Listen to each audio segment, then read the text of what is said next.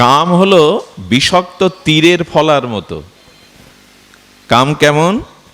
বিষাক্ত তীর যদি কারো বুকে বিধানো যায়, সে পাখি হোক, মানুষ হোক, জন্তু জানোয়ার, বিষাক্ত তীর, সে যন্ত্রণা পাবে না সুখ পাবে?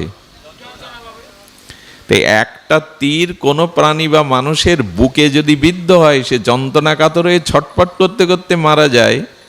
কাম হলো এরকম বিষাক্ত হাজারো তীর আমার বুকে বিধে আছে, আমি শান্তি কোথায় পাবো, স্বস্তি কোথায় পাবো?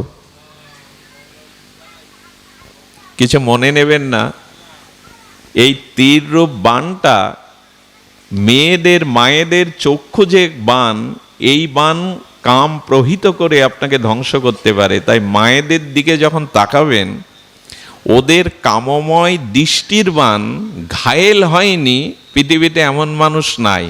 কারণ প্রকৃতি সৌন্দর্য দিয়েই ব্রহ্মা তৈরি করেছেন। এই জন্য মায়েদের দিকে ততদিন মুখের দিকে তাকাবেন না যতদিন মাতৃভাব হৃদয়ে না আসে, তাহলে ক্ষতি হয়ে যেতে পারে। এসব কথা এখন অচল।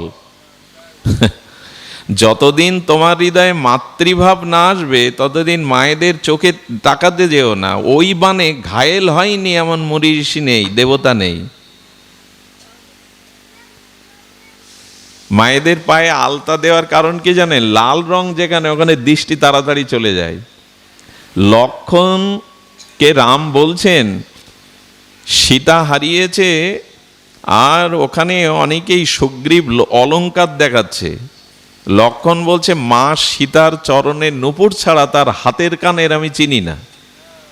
একসাথে তাকে চেনে না?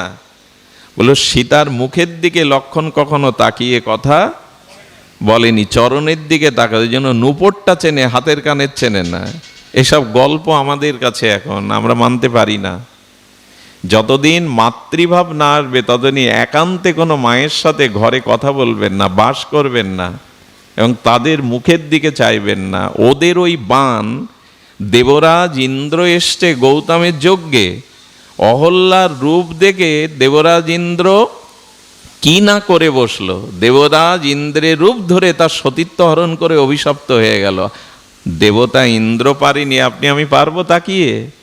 ক্রোধী ব্যক্তি প্রতি মুহূর্তে জীবনে আঘাত পেতে থাকে, শেষ হতে থাকে। ক্রোধ আগে নিজেকে শেষ করে, তারপরে অন্যকে শেষ করে।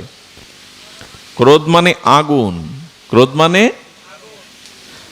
আগুনটা উনানে জ্বলছে রান্নার জন্য, ওই উনানের মধ্যে আগুন সীমাবদ্ধ রাখুন। যদি বাইরে ছড়িয়ে দেন, মুহূর্তে আপনি আর ঘর সব পুড়বে।